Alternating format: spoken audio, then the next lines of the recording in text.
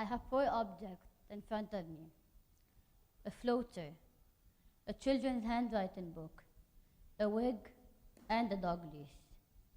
As random as this combination might seem to you, each of these objects symbolizes an important lesson I have learned this year. My name is Sara Khatib. I am a fourth-year pharmacy student, and I am here to share my story with you and the important lessons it taught me. Lesson 1. Sometimes giving up is the way to survive. When I was young, my parents used to rent a chalet by the sea. They trusted me to go swimming by myself, but they always told me that if I was ever caught in a water spout or tourbillon, that I should not fight it. They told me to take a deep breath and let it drag me all the way to the bottom, where its current is less powerful, and then use every energy I have to exit it and swim back to the surface. I was recently caught in a water spout. It all started in 2008 when I was diagnosed with a benign tumor in my right elbow, which I had to remove surgically. In 2012, the tumor recurred and I had to remove it again. Then again this year, I randomly discovered my second recurrence when a simple act of throwing a paper in the garbage can had led to multiple bone fractures in my right elbow. I was accustomed to this tune. I thought it was as usual: take a surgical removal, some painkillers, and a pep talk, and I would be back on my feet. But this time, that wasn't the case. The doctors said that this time, the tumor was aggressive, and surgery was urgent. It seemed very similar to the two previous surgeries, until 2 weeks later, on Christmas Eve, I was admitted to the hospital for a wound infection at the surgery site. They told me I would be out in time for New Year's. Well, that wasn't the case either. Instead of champagne and a sparkly dress, I had IV fluid and a hospital robe. 6 long weeks later, I was still at the hospital, the doctors still trying to find the source of my infection. I lost track of time. I don't remember at which point they realized it wasn't an infection that they were looking for. That's when I was diagnosed with cancer. I had to start chemotherapy. I lost my hair. I lost my appetite. I lost weight, and I lost hope. Suddenly, they told me I had to get an emergency amputation. 1 week later, I was back home without my right arm. You could say I was having a bad couple of days. When it all started, I was in a state of rebellion. Why me? I was angry. I wanted an answer, an explanation. It did not take me long, though, to realize that asking why is useless. Bad things just happen. So I decided to stop thinking and let myself be taken by this water spout. I was dragged through needles, procedures, complications, surgeries, medication, and to top it all off, an amputation. I was sucked violently all the way to the bottom. But when it was time, when I felt a window of weakness in the current, I found my way back to the surface.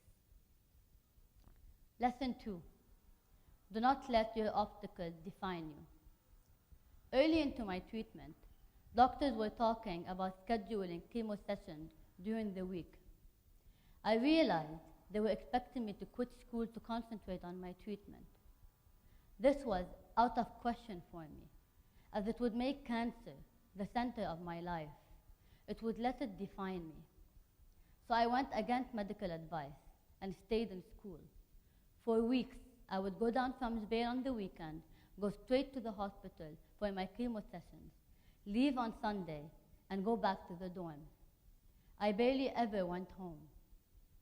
I used to wear a mask to class to avoid catching any infections. If you think you have a hard time staying awake in class, well, try doing it while wearing a mask covering half your face. I decided I simply did not want to wait to get my life back on track. I did not want to live despite cancer.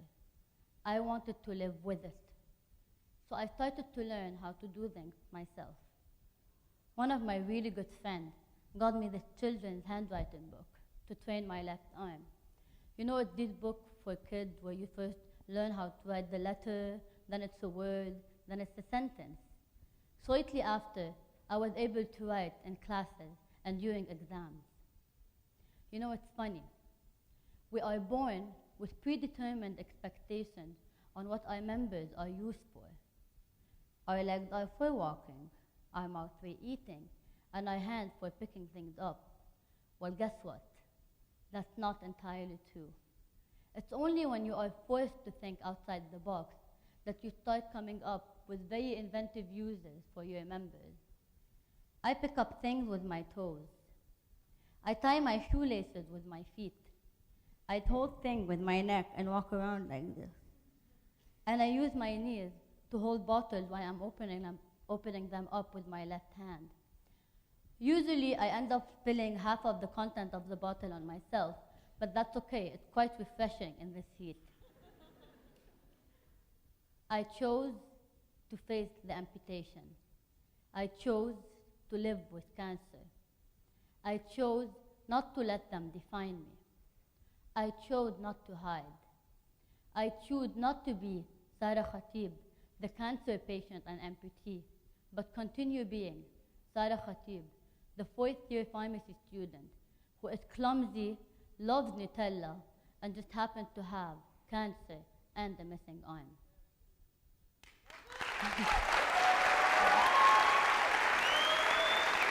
I'm not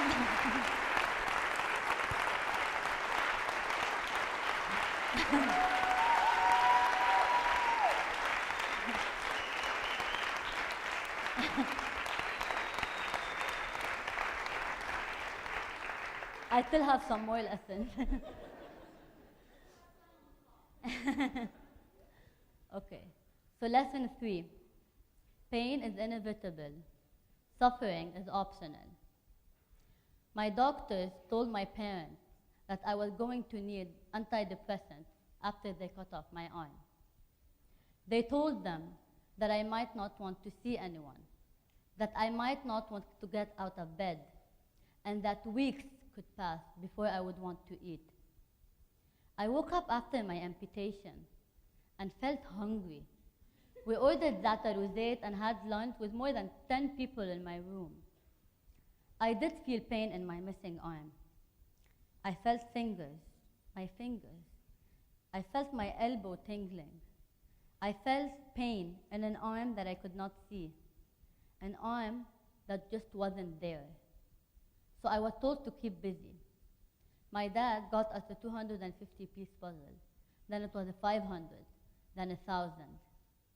We spent a whole week at the hospital, ordering food, watching series, and putting together puzzles. People came in and out of my room in disbelief. I was hungry, I was laughing, I was dancing. I was actually happy. One of my nurses showed me a quote that she thought exemplified my attitude. Pain is inevitable. Suffering is optional. This quote summarizes my past 8 months. Pain really is inevitable. I am in pain all day, every day. I am taking morphine, solpadeine, Neurontin, triptizol, fentanyl, all of these on a daily basis to control my pain. Despite all these medications that could literally put down a horse, nothing can stop the pain once it onsets. I realized that pain was going to be acute and frequent, so I might as well just make it worth it. I went on a family cruise. I went to barbecues. I went to Oasis nights and just decided to have fun. What's the point of missing out if you're going to be in pain anyways? Suffering, however, suffering is a human state of mind. It's what you decide to do about your pain.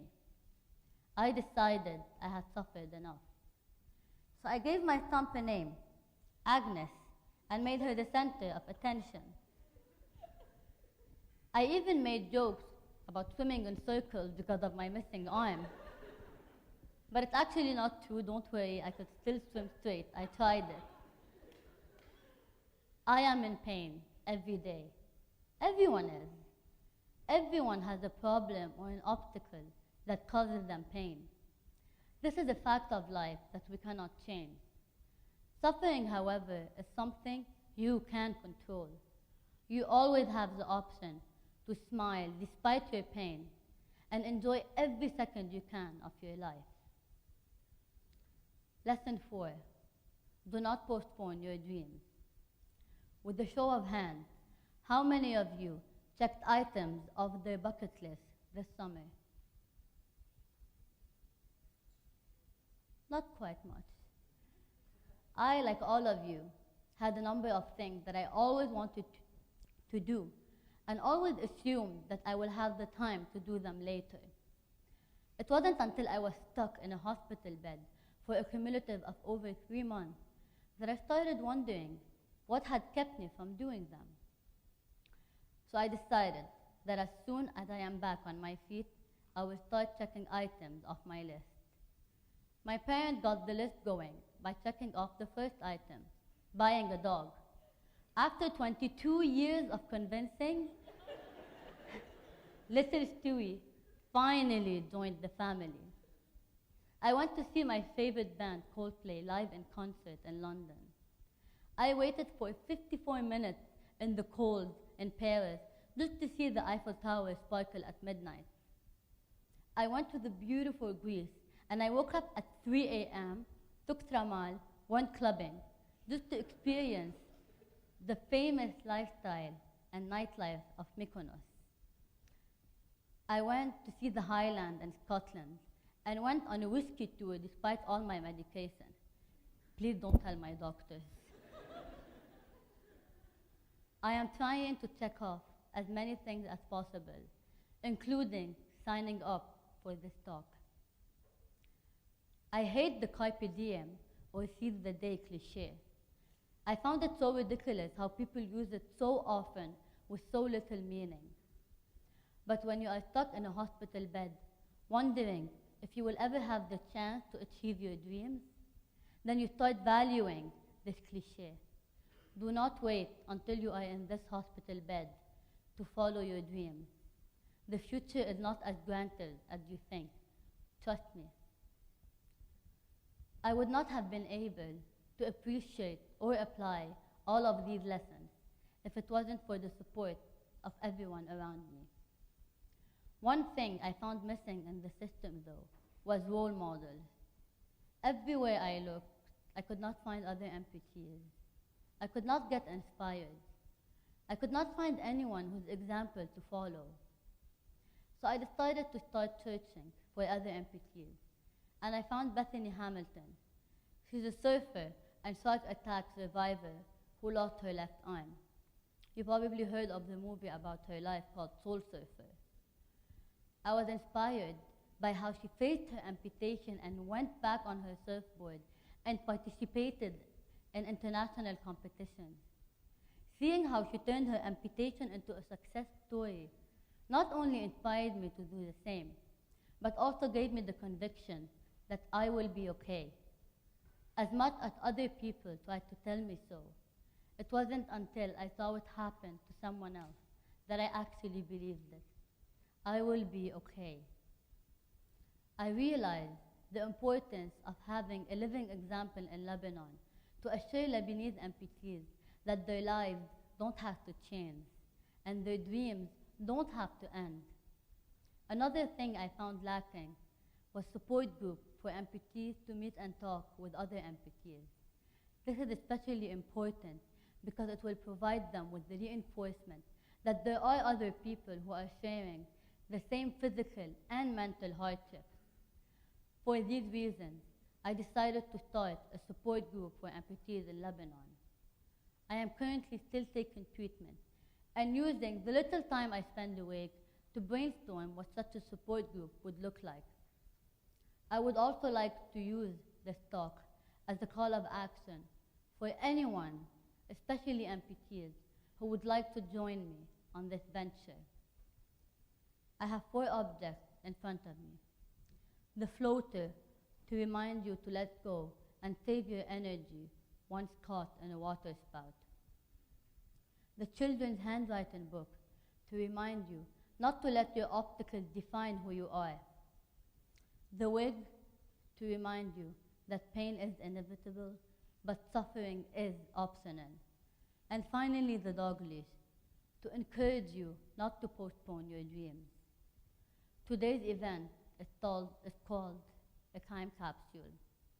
A time capsule is a way to store objects as a means of communication with future civilizations. I have 4 objects in front of me, each symbolizing one of my lessons. And in a way, these objects are my time capsule to all of you. Thank